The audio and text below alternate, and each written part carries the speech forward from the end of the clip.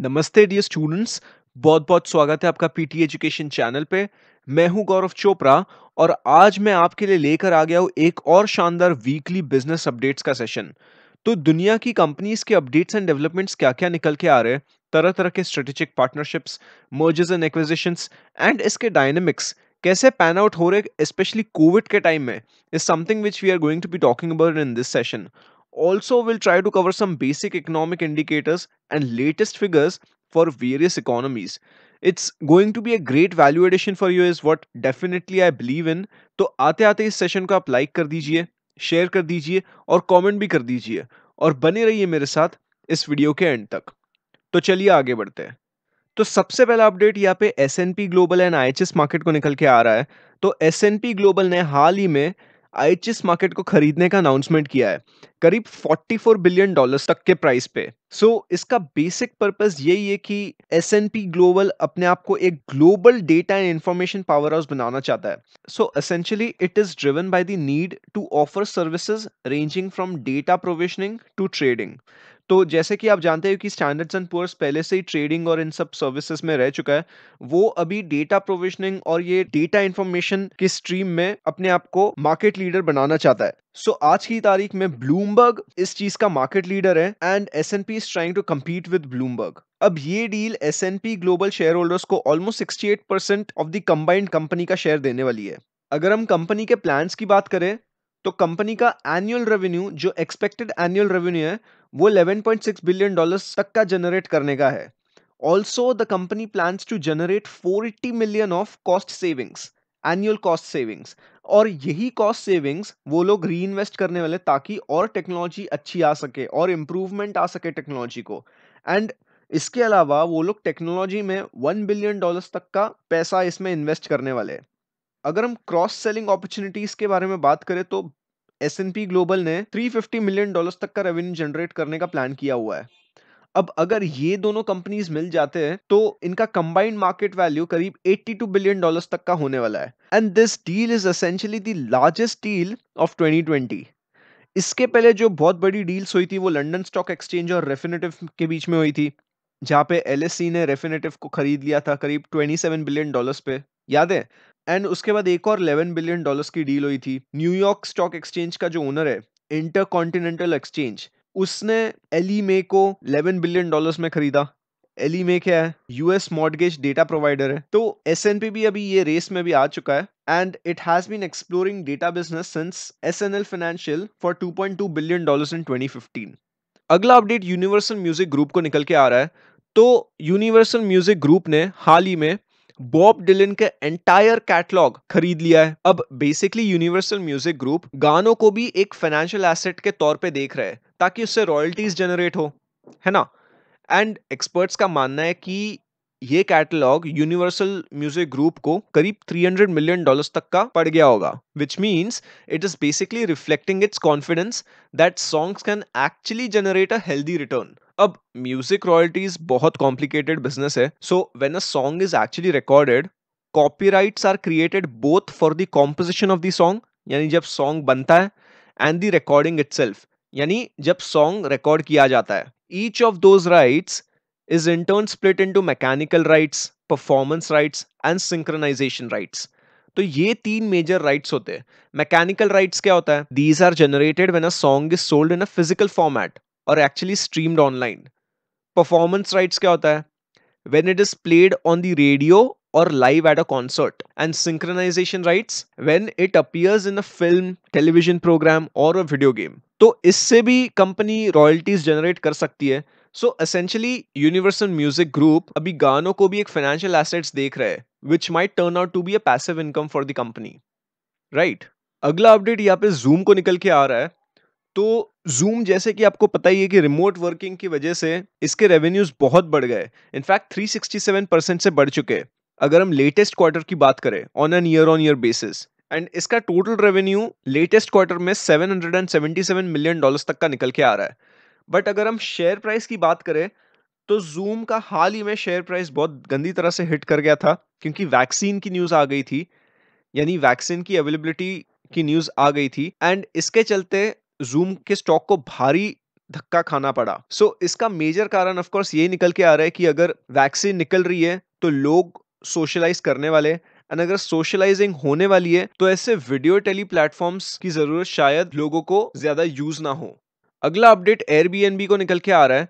तो हमने last time भी इसके बारे में चर्चा किया था कि Airbnb is actually planning to get an IPO. तो वो अपना आईपीओ लाएगा और मार्केट से करीब 2.7 बिलियन डॉलर्स तक का पैसा उठाने वाला है। अब एयरबीएनबी ने कोविड के चलते काफी मार खाई है, if you talk about the sales perspective और द रेवेन्यू पर्सपेक्टिव। एयरबीएनबी का pre Covid valuation 31 billion dollars तक का निकल के आता था, लेकिन उसके बाद से कंपनी का वैल्यूएशन करीब 40% से गिर चुका है। अब ऑफ कोर्स कोविड के वजह से इसके रेवेन्यू लाइन और सेल्स लाइन पे तो दिक्कत आई है, लेकिन यही चीज एयरबीएनबी रिकवर करने में लगा हुआ है। एयरबीएनबी बेसिकली अपना आईपीओ $44 और $50 के बीच में लाने वाला है पर शेयर। तो Airbnb is essentially trying to target pre Covid level valuation which is close to $35 billion. अब एयरबीएनबी की डिमांड ऑब्वियसली बढ़ी है क्योंकि लोगों का शेयर से निकलने का बहुत ज्यादा हमने ट्रेंड देखा हुआ है। Anyway it's a work from home thing, तो इसीलिए एयरबीएनबी की डिमांड इस चीज में बढ़ चुकी है, स्पेशली अगर हम अर्बन एरियाज की बात करें तो। Essentially the pandemic has accelerated the ability to live anywhere as per Airbnb. अगला अपडेट चाइना और ऑस्ट्रेलिया को निकल के आ रहा है। तो चाइना ने एंटी डंपिंग पॉलिसीज ऑस्ट्रेलिया पे लगा दिया है।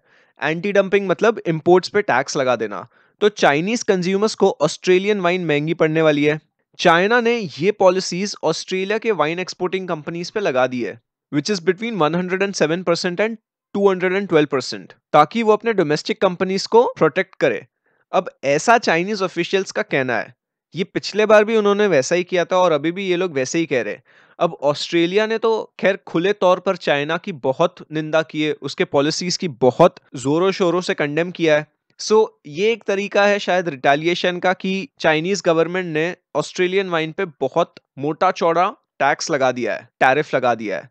अब फैक्चुअली अगर हम बात करें तो चाइना ने 2015 और 2019 के बीच में ऑस्ट्रेलिया से करीब 12.08 मिलियन लीटर्स की वाइन इंपोर्ट की है, एंड इसके चलते इंपोर्ट की प्राइस 13% से गिर चुकी है, करीब $6,700 पर किलो लीटर। और ऑस्ट्रेलिया के लिए चाइना बहुत बड़ा मार्केट है अगर हम वाइन की बात करें तो। पिछले साल दोनों मुल्कों ने करीब बायलैटरल ट्रेड $170 बिलियन तक का किया था। तो ये काफी बड़ा मार्केट है चाइना ऑस्ट्रेलिया के वाइन एक्सपोर्ट्स के लिए। एंड इस दौरान 2015 और 2019 के बीच में चीन की डोमेस्टिक कंपनीज का वाइन में मार्केट शेयर 74.4% से 49.6% तक आ गया था। So do you understand this fall? अगला अपडेट एक्सॉन मोबिल को निकल के आ रहा है। तो एक्सॉन मोबिल ने हाल ही में ये अनाउंस किया है कि it will actually write down $20 billion worth of assets in natural gas. Basically जो इनके नेचुरल गैस एसेट्स है यूएस, कनाडा और अर्जेंटीना में, वो लोग इसे राइट ऑफ करने वाले हैं। And it has actually planned to postpone on earnings growth target, क्योंकि कोविड के चलते कंपनी ने बहुत मार खाई है। And also it has planned to slash its spending plan. अब अगर हम ओरिजिनल बजट की बात करें तो अंटिल 2025 कंपनी का 30 बिलियन से $35 बिलियन तक का खर्चने का इरादा था, बट अभी वो घटकर 20 से $25 बिलियन हो गया है। अगले साल 2021 में ये $16 बिलियन और $19 बिलियन तक का खर्चा करने वाले हैं। अब जैसे कि आप जानते हो कि ऑयल का सप्लाई बहुत ज्यादा है मार्केट में, एंड इसीलिए इसके प्राइसेस बहुत घट रहे हैं, एंड इसके चलते ऑयल कंपनीज को बहुत भारी नुकसान उठाना पड़ रहा है, स्पेशली कोविड के टाइम में। एंड कोविड ने तो डिमांड ऊपर नीचे तो कर ही रखी है अगर हम सप्लाई चेन डिस्ट्रप्शन की बात करें तो। बेसिकली एक्सॉन मोबिल ने बहुत भारी भरकम मार खाई है, क्योंकि ये यूएस का बहुत बड़ा ऑयल प्रोड्यूसर रह चुका है इन टर्म्स ऑफ वॉल्यूम। इसका इम्पैक्ट ओवरऑल इकोनॉमी या वर्ल्ड इकोनॉमी पे बहुत ज्यादा पड़ सकता है। अगर हम जॉब्स की बात करें तो कंपनी 44,000 तक के जॉब कट्स ग्लोबली कर सकती है, which is 15% of its workforce. So once ExxonMobil was the most valuable company in the world, but it is now worth less than the local rival, which is Chevron. अब critics का मानना है कि ExxonMobil के oil की excess supply की वजह से एंड ज्यादा खर्चा करने की वजह से उसके प्रॉफिट्स पर ऐसा इंपैक्ट आ रहा है। अगला अपडेट इंडिया को निकल के आ रहा है। तो हाल ही में इंडिया के थर्ड क्वार्टर के जीडीपी नंबर्स निकल के आए, जो कि अगेन नेगेटिव में ही है, करीब -7.5%। ये नंबर 27 नवंबर मॉस्पी के एनएसओ के द्वारा रिलीज किया गया था। अब मुझे कोई बता सकता है कि मॉस्पी और एनएसओ का फुल फॉर्म क्या है? आप कमेंट सेक्शन में लिख सकते हो। तो बेसिकली इंडिया का जीडीपी इस बार कॉन्ट्रैक्ट हुआ है करीब 7.5% से, एंड पिछले क्वार्टर के मुकाबले ये काफी अच्छा है। जैसे कि आपको पता ही होगा कि इंडिया का जीडीपी ग्रोथ 23.9% था, -23.9%, जैसे कि यहाँ पे आप ये ग्राफ में देख सकते हो। अगर हम डेफिसिट स्पेंडिंग की बात करें, यानी गवर्नमेंट स्पेंडिंग, वो इस क्वार्टर में यानी थर्ड क्वार्टर में 22% से कॉन्ट्रैक्ट कर गया है। ऊपर से टैक्स कलेक्शन में गिरावट देखने मिली है। तो इसका मतलब क्या होता है? इसका मतलब ये कि there is a very little scope for fiscal policy. अगर हम मॉनेटरी पॉलिसी की बात करें, तो क्योंकि इन्फ्लेशन 7.6% पे जाके बैठा हुआ है, सो आरबीआई इंटरेस्ट रेट्स को और नहीं गिरा सकता है। अगर और इंटरेस्ट रेट कम करेगा तो इकोनॉमी में लिक्विडिटी पंप होगी, एंड अगर लिक्विडिटी पंप होगी तो ऑब्वियसली फिर कीमतें बढ़ेगी, इन्फ्लेशन बढ़ेगा। अब ये 7.6% आरबीआई के टारगेट रेंज के बाहर है। आरबीआई का इन्फ्लेशन टारगेट रेंज कितना है, कोई बता सकता है? 4% आइडियल टारगेट है, लेकिन ये फ्लक्चुएट हो सकता है 2 to 6% के बीच में। सीएमआई यानी centre for monitoring Indian economy के मुताबिक 21 मिलियन से ज्यादा लोगों ने अपनी जॉब्स खो दी है since the pandemic actually struck March में। एंड नवंबर में labour participation rate actually dropped below 40% for the first time. Labour participation rate क्या है, कोई जानता है? लेबर पार्टिसिपेशन रेट मतलब कंट्री का वर्किंग एज पॉपुलेशन, वो लोग कितने एक्टिव है लेबर मार्केट में।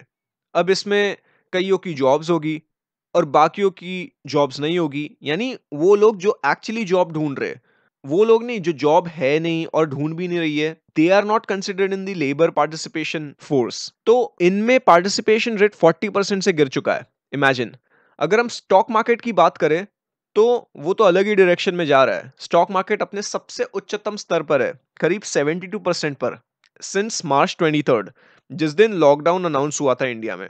So essentially this rise is one of the largest rise among the world's biggest economies. अब स्टॉक मार्केट फ्यूचर ग्रोथ को डिस्काउंट करता है। Stock market has always been forward looking, and economist current business conditions को discount करते हैं। इसीलिए investors और economies में स्टॉक मार्केट को लेकर अंतर है। बात समझ रहे हो? अगला अपडेट ओईसीडी को निकल के आ रहा है। तो हाल ही में ओईसीडी ने अपना ग्लोबल इकोनॉमी के आउटलुक को लेके टिप्पणी कर दी है। ओईसीडी के मुताबिक ग्लोबल जीडीपी 2021 में 4.25% से ग्रो करने वाला है, एंड 2022 में 3.75% से ग्रो करेगा। ये साल तो खैर कॉन्ट्रैक्शन ही होगा 4.25% से। अब ये प्रोजेक्शंस बेसिकली कुछ इंपॉर्टेंट असम्पशंस पे किए गए, जैसे कोविड आउटब्रेक को कंटेन कर लिया जाए एंड लोगों में कॉन्फिडेंस बूस्ट हो जाए वैक्सीन के न्यूज को लेके। In fact not just vaccine news, but इसके distribution and availability large scale पर हो जाए। तो ये दो इंपॉर्टेंट असम्पशन ओईसीडी ने लिए हुए हैं। बट इंटरेस्टिंगली ओईसीडी ने अपना आउटलुक ग्लोबल इकोनॉमी को लेकर एक्सट्रीमली अनसर्टन बताया है। ऑफ कोर्स जिन जिन कंट्रीज में इफेक्टिव टेस्ट ज्यादा किए जाएंगे, ट्रैकिंग ज्यादा की जाएगी, एंड सही तरीके से आइसोलेट सिस्टम्स बनाए जाएंगे, वहां पे वैक्सीनेशन का डिप्लॉयमेंट प्रॉपर होगा, एंड फिर वही इकोनॉमीज जल्दी से ऊपर उठ के आएगी। अब ओईसीडी ने 2021 के कंट्रीज के प्रोजेक्शंस किए। उनके मुताबिक G20 नेशंस 4.7% से ग्रो करेगा, यूएस 3.2% से ग्रो करेगा, यूरोजोन 3.6% से ग्रो करेगा, जापान 2.3% से ग्रो करेगा, चाइना 8% से ग्रो करेगा, एंड इंडिया 7.9% से ग्रो करेगा। एंड ये सभी 2021 के फिगर्स है जो हम यहाँ पे चर्चा कर रहे हैं। अगला अपडेट टर्की को निकल के आ रहा है। तो हाल ही में टर्की के भी जीडीपी नंबर्स एंड फिगर्स निकल के आए हैं। Turkey's economy grew by 15.6% in the third quarter over the previous 3 months and by 6.7% compared with the same quarter last year.